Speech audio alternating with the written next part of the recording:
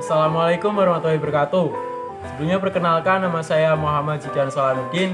Saya dari kelas 12 TITL 2. Jadi di kesempatan kali ini kita akan membahas materi polimer.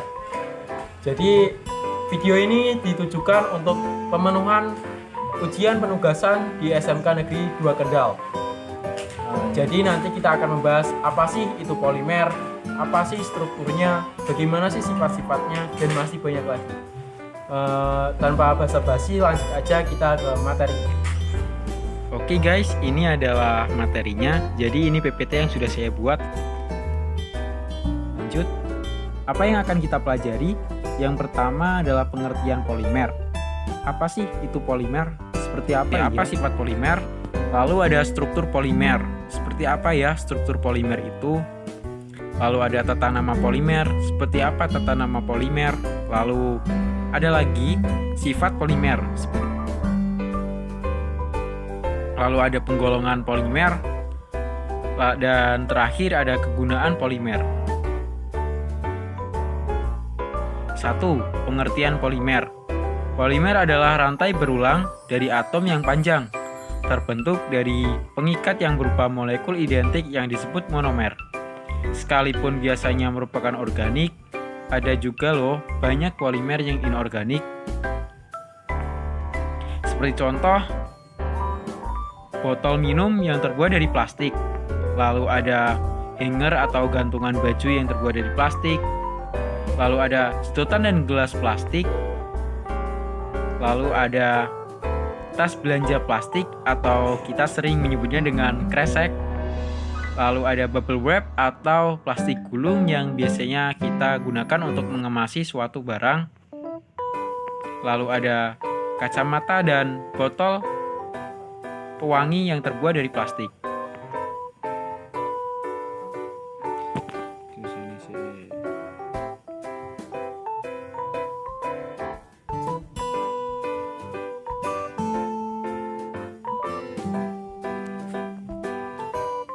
Nah, jadi itu adalah contoh-contoh dari polimer organik dan polimer inorganik.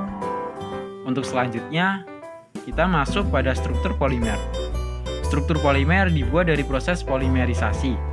Metode ini merupakan pembuatan polimer sintetis dengan mengombinasikan berbagai macam molekul kecil yang disebut monomer. Secara keseluruhan, molekul-molekul kecil itu dikombinasikan hingga menjadi satu rangkai molekul dengan ikatan kovalen. Berbagai struktur polimer. Jadi, struktur polimer dibagi menjadi 3. Ada polimer linear, polimer rantai bercabang, dan yang terakhir adalah polimer ikat silang.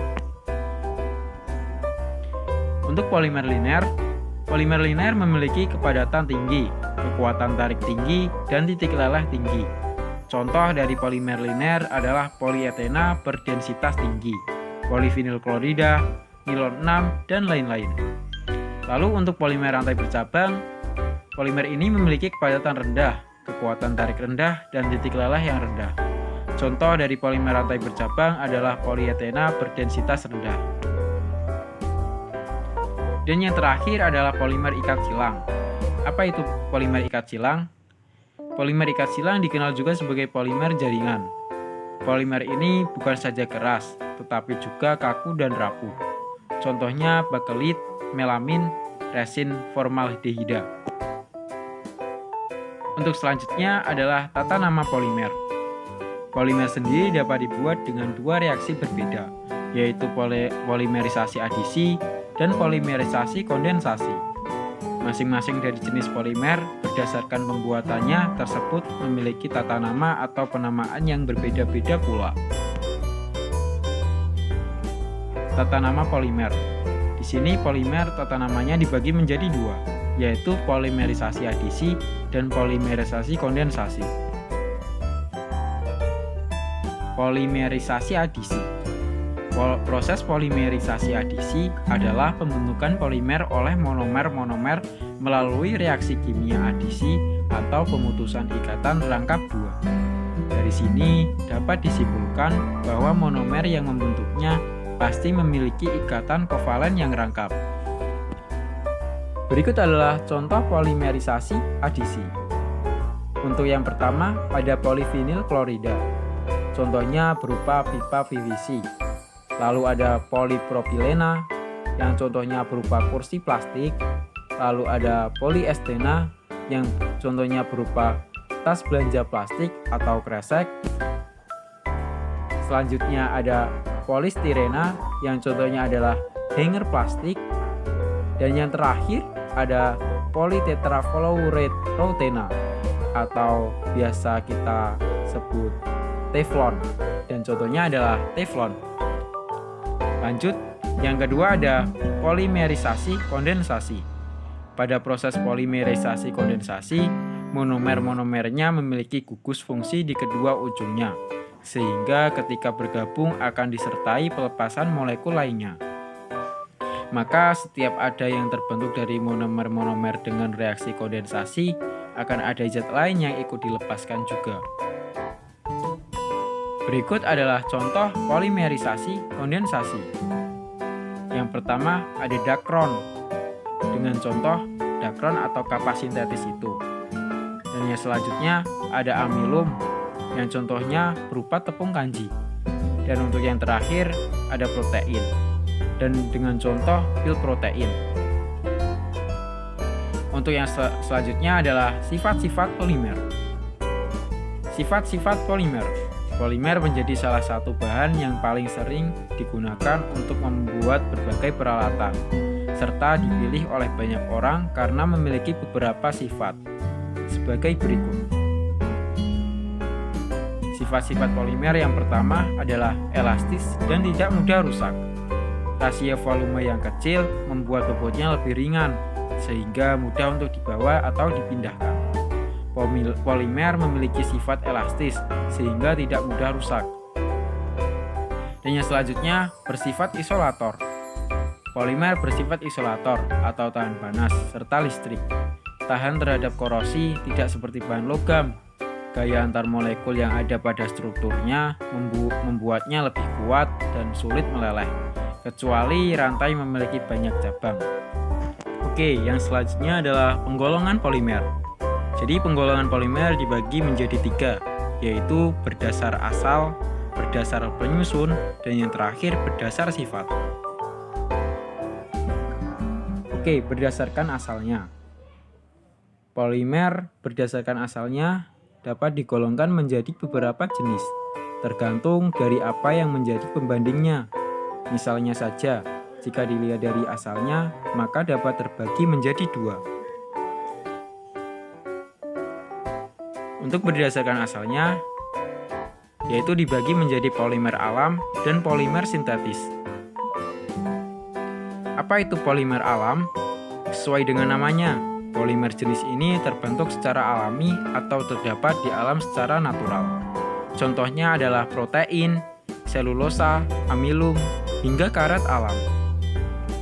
Lalu untuk contohnya adalah sebagai berikut, seperti pepohonan, karet, benang wol, tepung kanji, dan protein. Selanjutnya, apa itu polimer sintetis? Kebalikan dari sebelumnya, polimer sintetis atau buatan diproduksi di dalam industri. Contohnya adalah polivinil klorida atau PVC, polistirena, politetena, dan lain-lain. Untuk contohnya, seperti botol minum plastik, hanger plastik, sedotan dan gelas plastik, tas belanja plastik, lalu ada kacamata plastik, ada plastik gulung atau bubble wrap, dan lainnya. Oke, selanjutnya berdasarkan penyusun. Sedangkan polimer jika dilihat dari jenis monomer yang menyusunnya, maka polimer dibagi menjadi 2, yaitu ada copolimer. Apa itu copolimer? Copolimer akan terbentuk apabila polimer terbentuk dari monomer-monomer yang berbeda jenisnya, maka akan terbentuk copolimer semisal dacron, nilon 66, dan lain sebagainya. Lalu ada homopolimer. Apa itu homopolimer?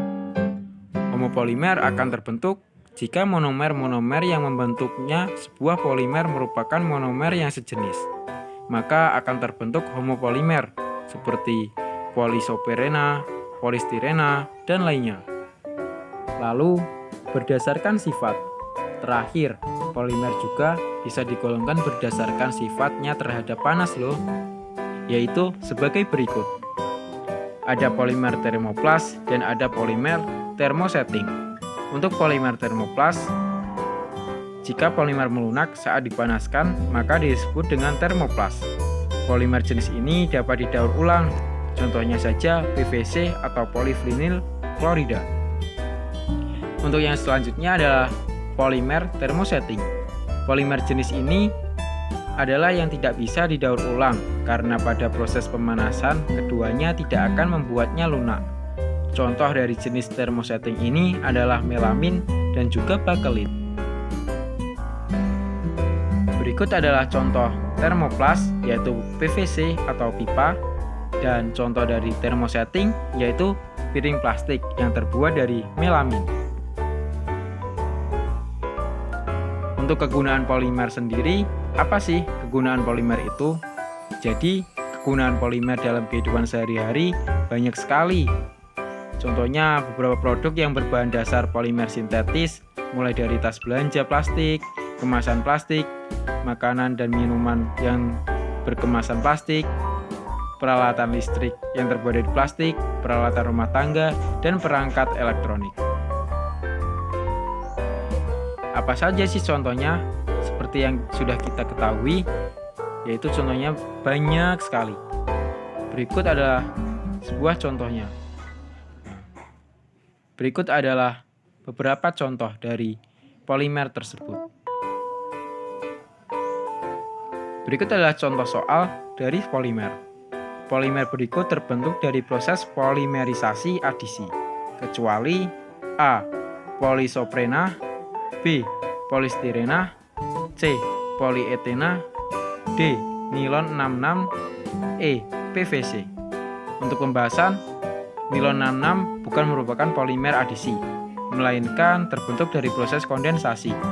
Ciri paling umum dari hasil adisi adalah memiliki awalan poli. PVC merupakan singkatan dari polyvinyl klorida. Jadi jawabannya adalah D. Nilon 66. Mungkin itu saja materi polimer yang sudah saya sampaikan. Kurang lebihnya mohon maaf. Wabillahi taufik wal hidayah. Wassalamualaikum warahmatullahi wabarakatuh. Terima kasih.